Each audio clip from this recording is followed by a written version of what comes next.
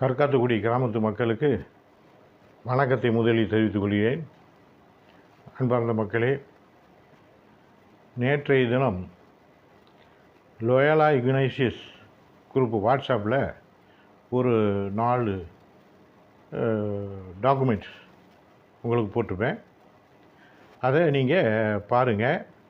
அதை நீங்கள் பிற குரூப்புகளுக்கும், அந்த லோயலா இக்னைசியஸ் குரூப்பில் இருக்கிற பிற குரூப்புகளுக்கும் நீங்கள் அனுப்புங்க. அது எல்லோரும் தெரிஞ்சுக்கட்டும், அதை பார்த்துக்கணும், எல்லோரும் பார்த்துக்கணும். இது மறைமுகமாக எதுவும் வச்சுருக்கக்கூடாது. நாங்கள் வாதித்தோம், நாங்கள் பார்த்தோம், சரியாக இருந்துச்சு, கிராம ஒற்றுமை, அதெல்லாம் அந்த வேலையே இங்கே ஓடாது. எதுவும் நல்லா பார்த்துக்கங்க. இந்த கற்காத்தக்குடி கிராமத்தில் இன்றைக்கி நம்ம பார்க்க போகிறது இந்த புதிய டிரான்ஸ்ஃபார்மர் அமைச்சது சம்மந்தமாக. இதை நான் ஏற்கனவே சொல்லியிருந்தாலும் நான் ஏற்கனவே சொல்லியிருப்பேன், லைட்டாக சொல்லியிருப்பேன். அதே நேரத்தில் ரெக்கார்டை நான் வீடியோவில் போட்டுப்பேன். அதை நீங்கள் உங்களால் தெளிவாக பார்க்க முடியாது. அதனால தான் இப்போ இதில் வாட்ஸ்அப்பில் போடுறேன். அந்த வாட்ஸ்அப்பில் நீங்கள் டாக்குமெண்ட்டை பார்த்துக்கங்க. அது எல்லா டாக்குமெண்ட்லையுமே என் பேர் போட்டு தான் வந்திருக்கும் தகவல். அதை புரிஞ்சுக்கணும். அடுத்தவருக்கு யாருக்காவது சொன்னதை நான் சொன்னதில்லை, எனக்கு வந்த தகவலை நான் சொல்கிறேன். அதனால் இதை பற்றி இவங்க நான் சொன்னதெல்லாம் அவதூறு அப்படின்னு சொல்கிறாங்க. அதெல்லாம் அவதூறே இல்லை. இப்போ அவதூறுங்கிற கேஸே எடுபடாது. எல்லாருக்கும் பேச்சுரிமை உண்டு. இந்த அசிங்கமாக பேசுகிறது கூட இப்போ வழக்கு எல்லாம் தள்ளுபடி ஆகி போயிடுது. ஏன்னா எல்லாமே பேச்சுரிமை ஆகிப்போச்சு. அதனால் நீங்கள் நல்லா வீட்டில் அசிங்கத்தனமாக நாரணத்தனமாகலாம் பேசுனீங்கல்ல, அதில் கூட நீங்கள் தள்ளுபடி ஆகிடலாம். நீங்கள் தான் சுப்ரீம் கோர்ட்டு போகிறோம்னு சொல்லியிருக்கீங்கல்ல, அப்போ நான் ஹைகோர்ட் வரலும் போனால் தான் நீங்கள் சுப்ரீம் கோர்ட்டு போக முடியும். அதனால் நீங்கள் கவனமாக பார்த்துக்கங்க. இதில் நீங்கள் ஒன்று என்ன சொல்கிறேன் அப்படின்னா, இந்த எல்லா குரூப்புலையுமே நீங்கள் கற்காத்தக்குடி சம்மந்தப்பட்ட கிராமத்தாருங்க எல்லாருமே நீங்கள் பார்த்துக்கணும். இதில் கிராம ஊராட்சியில் ஒரு நோட்டீஸு போட்டாங்க. அந்த நோட்டீஸில் கற்காத்தக்குடி பவர் பிளாக் சாலை அமைத்தல், புதிய டிரான்ஸ்ஃபார்மர் அமைத்தல், பவர் பிளாக்கு கல் போட்டார் அப்படின்னு அது ஒன்று சொல்லியிருக்காங்க. இதில் என்ன சொல்லியிருக்காங்க, நான் கேள்வி கேட்டேன் அவங்கள்ட்ட. என்ன கேள்வி கேட்டேன்? கற்காது பவர் பிளாக்கு சாலை அமைத்தல் அனுமதி பெற்ற தொகை எவ்வளவு? 5,47,000 23/4/2020 அனுமதிக்கப்பட்டது. இதை பற்றி நம்ம அடுத்து ஒன்றில் பார்ப்போம். இது தொடர்பாக வேறு ஒரு டாக்குமெண்ட்லாம் இருக்குது, அதையும் சேர்த்து அப்புறம் பார்த்துக்குவோம். 2வது பாயிண்டில், அதிலே சொன்ன பாயிண்டில், கற்காது புதிய டிரான்ஸ்ஃபார்மர் அமைக்க அனுமதிக்கப்பட்ட தொகை மற்றும் தேதி எல்லாம் இந்த டாக்குமெண்ட்டை திரும்ப சொல்கிறோம் அப்படின்னு சொல்லாதீங்க. இந்த டாக்குமெண்ட்டில் இருக்குது ஒரே ஒரு சப்ஜெக்ட் தான் நம்ம எடுக்கிறோம். நான் கேட்டதுக்கு அவங்க என்ன சொல்கிறாங்க, கற்காத்தக்குடி புதிய டிரான்ஸ்ஃபார்மர் அமைக்க பொதுமக்கள் பங்களிப்புடன் 26/8/2021 தேதி அன்று அமைக்கப்பட்டது. நல்லா பார்த்துக்கிட்டா, இதுக்கு அவங்க எங்கேருந்து கொடுத்துருக்காங்க? ஊராட்சியிலேருந்து கொடுத்துருக்காங்க. ஊராட்சி ஒன்றியத்திலேருந்து கொடுத்துருக்காங்க. எனக்கு தான் இங்கே பாருங்க, கீழே ஜெயசுராஜ் டிஎஸ்பி ரிட்டையர்டுன்னு தான் இருக்கா, இதில் எனக்கு தான் கொடுத்துருக்காங்க. இதில் நிறையா இருக்குது சமாச்சாரம். ஒன்றுக்கு மட்டும்தான் இப்போ நான் ஆவணத்தை நேற்று போட்டதுக்கு. கற்காத்தக்குடியில் புதிய டிரான்ஸ்ஃபார்மர் அமைக்க பொதுமக்கள் பங்களிப்புடன் அப்படின்னா இன்னொருத்தர் யாரோ இருக்கிறாங்க அப்படின்னு அர்த்தம். பொதுமக்களால் போடப்பட்டது நம்ம சொல்ல, பொதுமக்கள் பங்களிப்புடன் போடப்பட்டது அப்படின்னு சொன்னாங்க. அப்போ ஊராட்சி இதில் சம்மந்தப்படுறது. இந்த ஊராட்சி இதில் சம்மந்தப்படுறதுனா ஊராட்சி எவ்வளவு பில்லு போட்டு எவ்வளோ பணம் எடுத்தாங்கன்னு தான் எனக்கு தெரியாது. ஏதோ அடிச்சிருக்காங்க ஊராட்சியில், அது மட்டும் எனக்கு தெரியும். இப்போ டிரான்ஸ்ஃபராக வச்சுருக்காங்க. அப்போ மக்கள் பங்களிப்புனா மக்கள் பணம் வாங்கியிருக்காங்க அப்படின்னா யார் சொல்கிறா? இது அரசு உங்களுக்கு யூனியனில் சொல்கிறாங்க. அப்போ மக்கள்கிட்டேருந்து பணம் வாங்கியிருக்காங்க. ஊராட்சி மன்றத்தில் பணம் மோசடி போட்டிருக்காங்க. அரசு பணத்தை மோசடி பண்ணியிருக்காங்க. மக்களுக்கு சேர வேண்டிய பணத்தை இவங்க மோசடி பண்ணியிருக்காங்க அப்படிங்கிறது நான் சொல்கிறேன். ஏன்னா அவங்களுடைய இதை வச்சு தான் சொல்கிறேன். அப்போ மக்கள் பங்களிப்பு, மக்கள்கிட்ட காசு வாங்கியிருக்காங்க. ரைட். இதில் இப்போ இது இல்லைன்னு சொல்ல முடியாது, இது ஊராட்சியே சொல்லுது. புரிஞ்சுதா? அடுத்து அந்த அண்ணே பிரிட்டோவும் சேகரும் அவங்களுடைய நோட்டீஸில், வழக்கறிஞர் நோட்டீஸில் சொல்லியிருப்பாங்க. என்ன சொல்லியிருப்பாங்க அப்படின்னா, 7வது பக்கத்தில் சொல்கிறாங்க, புதிய மின்மாற்றி அமைக்க எமது கட்சிக்காரர் உள்ளிட்ட இதர கிராம பொதுமக்களால் முயற்சிகள் மேற்கொள்ளப்பட்டு அரசு மானியத்திலும் மக்கள் பங்களிப்பிலும் மின்மாற்றி அமைக்கப்பட்டது. இதுக்கு முன்னாடி நாங்கள் மக்களால் போடப்பட்டதுன்னு தான் அவங்க சொல்லியிருந்தாங்க. நான் இதை கேள்வி கேட்க ஆரம்பித்தோன்னே அவங்க என்ன பண்ணிட்டாங்க, நோட்டீஸில் மக்களுடைய பங்களிப்பில் போடப்பட்டது, அரசு மானியத்தில். அவங்க அரசு மானியம் சொல்லலை, அது ஊராட்சி ஒன்றியத்தில் மன்றத்தில் இங்கே ஏதோ பண்ணியிருக்காங்க, ஒரு பொய்ப்பில் போட்டு பணம் எடுத்துப்பாங்க. இதில் மக்கள் பங்களிப்பு அரசு மானியத்தில், இவங்க அரசு மானியம் மக்கள் பங்களிப்பில் போடப்பட்டது சொல்கிறேன். இதே மாதிரி 7வது பக்கத்தில் சேகரம் அதே மாதிரி சொல்லியிருப்பாங்க. இது எல்லாருமே என்னென்னா, இவர் அன்னை பிரிட்டன் சொல்லியிருக்கார் ஆலைச்சொத்து அபகரிக்கலை, ஆனால் ஆலைச்சொத்து அபகரிக்கலைன்னு சொல்லிட்டு இவர் விதிருப்பார். சேகரம் அதே மாதிரி ஆலைச்சொத்து அபகரிக்கலைன்னு விதிருப்பார். ஆலைச்சொத்தை விற்கிறதுக்கு வாங்குறதுக்கு அடமானம் வைக்கிறதுக்கு எல்லாத்துக்கும் அதிகாரம் கொடுத்துருக்கு 2015 இவர் 2023 சொல்லுவார். ஆனால் கேள்வி கேட்டால் நான் இப்போ 2018 வந்தேன், அது வரலும் எனக்கு தெரியாது இங்கே என்ன எதுவும் நடந்தது ஏதுன்னு சொல்லுவார். ஆனால் எல்லாம் வாயில் சொல்லுவாங்க, இதை அவனுக்கு போட்டு அவனுக்கு போட்டு பூரா கம்ப்ளீட்டு போய் எல்லாம் ரோனி ஓட்டுற மாதிரி கோயில் சொத்தை விற்றுருக்கான், கோயில் சொத்தை அடமானம் வச்சுருக்கான், கோயில் சொத்தை தானம் பண்ணியிருக்கான். பார்த்தீங்களா, இது எல்லாருமே இதை தான் புழுகிறது. இதில் ஒரு சிலது இந்த பிலிப்பு அந்த ராமு மனைவிட்ட போய் 3-4 தடவை போய் கண்டுபிடிச்சி கொடுத்துருவோம் அப்படின்றது, அதுக்கு வேறு 2 கோல்மால் வேலை இருக்குது. அது ரெக்கார்ட்ஸ்லாம் வாங்கி வச்சுருக்கேன். ஆனால் இந்த அவதூறுகளுக்கு யாரும் நீங்கள் தப்பிக்க முடியாது, நான் எதிர்கட்டு கண்டிப்பாக போடுவேன். ஆமாம், அதை பார்த்துக்கிட்டீங்களா. இப்போ இவங்க 2 பேரும் இதை சொல்லியிருக்காங்க, அரசு மானியத்தில் போடப்பட்டவங்க. ரைட்டு மக்கள், நீங்கள் பாருங்கள், அரசு மானியத்தையும் சொல்லிட்டாங்களா. அரசு மானியத்தில் போடப்பட்டது. அரசு மானியம் எவ்வளவு? இவங்க சொன்ன அரசு மானியம் 5 லட்சத்தி, இதுலையும் பாருங்கள், பெருநர் மீ ஜெயசுராஜ் அந்த இருப்பாங்க, மீ ஜெயசுராஜ் எனக்கு ஆவணம் தான். இது 110 ஆவணம் கூட நான் இன்னும் காட்டலை, இன்னும் 90 ஆவணம் இருக்குது. நல்லா புரிஞ்சுக்கங்க மக்களே. அப்போ எப்படி நான் இவர் சிரிப்பு வேறு வருது. இவங்க இன்ஸ்பெக்டர்கிட்ட பேசிக்கிட்டு போது இப்போ அவருது சுசி சொன்னால் என்ன சொன்னோம் அப்படின்னா, இவர் ஆலய பொறுப்பை என்கிட்ட கொடுங்க அப்படின்னு. நான் கேட்கலை, எப்படி நிர்வாகம் பண்ணுறதுன்னு சொல்லிட்டு சொல்லுங்கள், அது நிர்வாகம் எப்படி பண்ணுறது, நான் வாசிக்கப்படுறது மக்கள் ஏற்றுக்கொள்ளப்படுறது, கேட்குற கேள்விக்கு அப்போ பதில் சொல்ல பண்ணுறது இங்கே கதை அடிப்பாங்க அப்படின்னா டிரான்ஸ்பரண்ட்டாக எனக்கு வெளித்தன்மையாக இருக்கலாம்.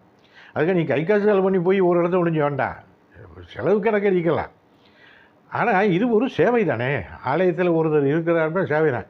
நீ காசு எடுத்து திருறதுக்கு நீ பொய் கணக்கு எழுதுனீன்னா அதுக்கு மக்களுடைய வரிப்பணத்தை சாப்பிட்டா இப்படி மக்கள்கிட்ட தான் வரி போட்டு வாங்குற, ரசீதை கொடு, ஏன் கொடுக்க மாட்டேங்கிற, யார் யார் கொடுத்தாருன்னு சொல்லிட்டு கொடுக்க மாட்டேங்கிற, கொடுக்கணும்ல, யார் கொடுக்கலன்னு மக்கள் எல்லாம் தெரிஞ்சுக்கிட்டோம். போட்டு விடு, வாட்ஸ்அப்பில் போட்டு விடு, யார் யார் கொடுக்கல, எத்தனை மாதம் யார் யார் கொடுக்கலையும் போட்டு விடு. நீ பேசுவீங்கள கூட்டத்தில், வாட்ஸ்அப்பில் போட்டு விடு, எல்லா மக்களும் தெரிஞ்சுக்கிட்டோம். எந்தெந்த வருஷத்தில் இவ்வளவு ரூபாய், இந்த வருஷத்தில் இவ்வளோ ரூபாய், எவ்வளோ வருஷத்தில் இது ஒரு எழுதி அனுப்பிவிடு. கொடுக்காதவங்க கொடுத்துருவோம்ல, சூடு சூடாக இருக்கவங்களாம் கொடுத்துருவோம்ல, புரியுதா?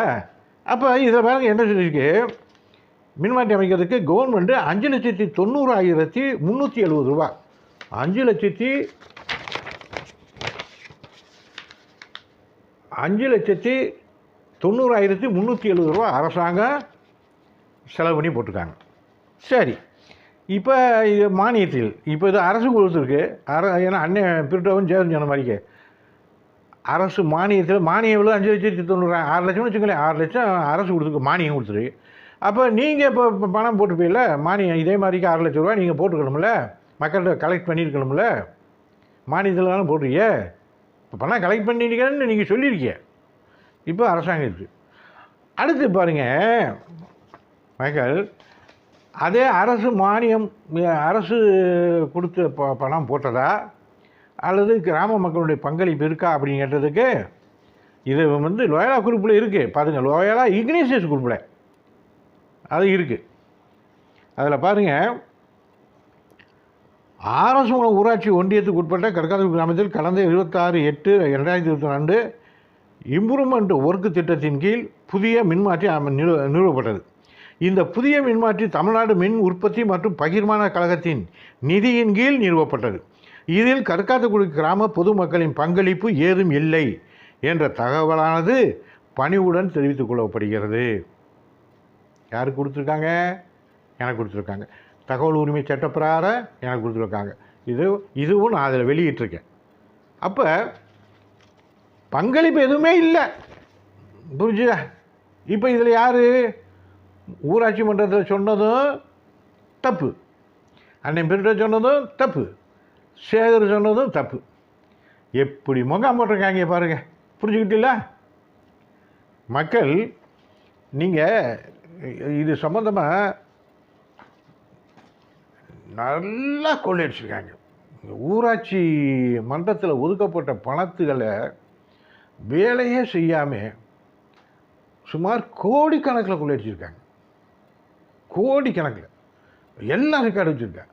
எதைத்தான் பேசுகிறது, எதைத்தான் உங்கள்கிட்ட சொல்கிறதுனே தெரியல. ஒன்று ரெண்டு நான் உங்களுக்கு சொல்கிறேன். உங்களுக்கு எவ்வளவு? மொத்தம் 21 லட்சமோ என்னமோ ஒரே ஒரு பில்லில் ஒரு கணக்குக்கு சொல்கிறேன் வருது. எனக்கு டைம் இருக்கிறதுனால பேசுகிறேன். வருது. அதில் 2 லட்சம் கூட்டல்ல மொத்தமாக இருக்கிறத கூட்டிட்டு 19 லட்சத்தி சொச்ச ரூபாயை பாக்கெட்டை போட்டுக்கலாங்கய்யா. செலவே இல்லாமல் ஒரு கணக்கு இருக்குது. இங்கே கமிஷனில் ஆணையர்கிட்ட அந்த கணக்கை காட்டுனேன். கடைசியில் வெளியே வரும்போது என்னை திரும்ப கூப்பிட்டு பேரை கேட்டார். திரும்ப 2-3 தடவை பேரை கேட்டார். நீங்கள் பாருங்கள், இந்த வேலையெல்லாம் செஞ்சு தெரியுமா? ஆடிட்டர் பண்ணி செஞ்சுட்டு வந்திருந்த சேகர். ஏன்னா அவர் தான் சொல்லியிருக்காரு இதில். ஏன்னா ஊராட்சி, ஏன்னா கிராம ஊராட்சி முழு எல்லா பேரும் சொல்லியிருக்காங்க. எல்லோரும் சொல்லியிருக்காங்க. அண்ணன் கூட பிரிட்டோ அண்ணன் சொல்லலைன்னு நினச்சேன். பிரிட்டோ அண்ணன்னு சொல்லியிருக்காப்புல. பிரிட்டோ அண்ணன் சொல்லலைன்னு நினச்சேன் கிராம ஊராட்சியை பற்றி. அவரும் ஊராட்சியை பற்றி சொல்லியிருக்காரு. நல்ல பணி செஞ்சோம், அது ஒன்றா இது மூலம் கிராம ஒற்றுமையாக இருந்துச்சு, எதுவுமே இல்லை, நல்ல நிர்வாகம் ஓடிச்சா கொள்ள எவனும் கண்டுக்கல. ராஜா ஏதோ ஒரு கேள்வி எடுத்துக்காப்புல மிரட்டி என்னவோ பண்ணி ஒரு கலட்டா பண்ணி ஒவ்வொரு கூட்டத்திலையும் இங்கே ஒரு கலட்டா பண்ணி அப்படியே கலைச்சி போயிடுவாங்க. இவங்க குறிக்கோளை முதல்ல ஃபஸ்ட்டில் பேச வேண்டியது, அதுக்கு அடுத்து அப்படியே கலைச்சிட வேண்டியது. அதே மாதிரிக்கே சேவியர் மருமையை இனமு கட்டதுக்கு அடிச்சு கீழே தள்ளி கை ஃப்ராக்சர் ஆகி கண்ணில் குத்தி அவர் மருத்துவ சிகிச்சையெல்லாம் பெற்று செல்லை தட்டி விட்டு செல்லை அபேஸ் பண்ணி கொண்டு போயிட்டாங்க. அதோட கூட்டம் கலைஞ்சி இப்படியே இந்த கூட்டம்னு சொல்லி போட்டு இவங்க ஏதாவது கொள்ளையடிச்சிக்கிட்டு போகிறது. இதில் இப்போ ஒரு தகவல் எனக்கு கேள்விப்பட்டேன், சும்மா சொல்கிறேன். கோயில் பணம் வந்து சுமார் 10 லட்சம் ரூபாய்க்கு வட்டிக்கு விடுறதாக வாங்கி 1 ஏக்கர் நிலம், இந்த 4 ஏக்கர் வாங்கணும், 4 சொத்து வாங்கணும், 4 சொத்துனா இப்போ தான் எனக்கு புலப்படுது. இன்னொரு சொத்து எங்கேடான்னு சொல்லி தேடும் போது தான் தெரியுது. காமனியில் போய் வாங்கியிருக்காங்க ஒரு ஆள், இந்த பிலிப்பு ஒய்ஃபு பேரில் காமனியில் 5 லட்சம் ரூபா. அது ஒரு ஆட்டையை போடுறதுக்கு வாங்கினது. இப்போ எப்படி இது நியூஸ் வருது பாருங்கள். ஆனால் ஒரு டீச்சர், பணி செய்கிற டீச்சரு 5 லட்சம் ரூபாய்க்கு ஒரு பெருமானம் உள்ள ஒரு அசையா சொத்தை வாங்கும் போது அரசாங்கத்தில் பெர்மிஷன் வாங்கிட்டு வாங்கணும். அதெல்லாம் இனிமேல் கிளறுவேன்லண்ணா, கேட்பேன்ல. உங்களுக்கு 5 லட்ச ரூபா ஒரே தேதி எப்படி வந்துச்சு? அதுக்கெல்லாம் இப்போ கேட்பேன்ல, அதுக்கெல்லாம் பதில் சொல்லணும்ல. எங்கே இருந்து வந்துச்சு, எப்படி வந்துச்சு, யார் கொடுத்தா, என்ன கொடுத்தா, நகை எவ்வளோ வச்சுருக்கீ, நகை அடகு வச்சுருக்கீங்களா, என்ன பணம், எப்படி வந்துச்சு இந்த பணம், எல்லாம் கேள்வி கேட்பேன்ல. கோயில் பணம் இன்னொரு 5 லட்ச ரூபாய்க்கு இன்னொரு வாங்குறதுக்கு வட்டி கட்டியமாக கட்டி இப்போ தான் முடிச்சிருக்காப்புல. 2 பேரும் பங்கு வச்சுக்கிட்டாப்புல. இந்த 2 பேரும் பங்கு வச்சுக்கிட்டாங்க. 10 லட்ச ரூபா இன்னமும் வெளியே டிரான்ஸ்ஃபரில் அப்படியே ஓடிக்கிட்டு இருக்குது. மக்களே நல்லா புரிஞ்சுக்கோங்க. இதை எல்லா குருவும் போடுங்க, எல்லோரும் பார்த்துக்கிடணும். எனக்கு நீங்கள் பார்த்தாலும் சரி பார்க்காத போயிட்டு போகுது. நான் சொன்னதுக்கான இதுக்காக நான் வந்து பின்னாடி பேரப்பிள்ளைய காலத்து எல்லாம் இதை யூடியூப்பை ஓப்பன் பண்ணி பார்த்தா இந்த ரெக்கார்டு இருக்கிறத பார்க்கணும். இன்னும் நிறைய ரெக்கார்டு வச்சுருக்கு, நான் போடுவேன். ரெக்கார்டை நீங்கள் பார்த்துக்காங்க. இவங்க எவ்வளவு மோசடி பண்ணியிருக்காங்க. அங்கே என்னன்னா லேசாக பேசணுன்ன போது ஃபோன் பண்ணி டக்குன்னு ஒரு கூட்டம் கூட்டிடுவாங்க. நீ கூட்டம் கூட்டினா இந்த அண்ணன் பிரிவு தேவையில்லாமல் திருவண்ணாமலைக்கு வந்தாப்புல அவர் வந்துட்டு சும்மா விட்டார். நான் ஏதோ பயந்துட்டு போயிடுவேன்னு சொல்லி உதார் விட்டார். ஏதோ மாட்டிக்கிட்டாங்க, எல்லா பேரும் மாட்டிக்கிட்டாங்க. இன்னைக்கு எத்தனை லட்சம் எனக்கு கட்ட போகிறாங்களே தெரியல. பார்த்தீங்களா மக்கள், பார்த்தீங்களா? இன்னொரு தெருவே போடாமையே 10,80,000 ரூபாயை பில்லை போட்டு எடுத்துட்டாங்க. இந்த கொடுமை எங்கே போய் சொல்கிறது? மக்களே, நம்ம அடுத்து பார்ப்போம். வணக்கம்.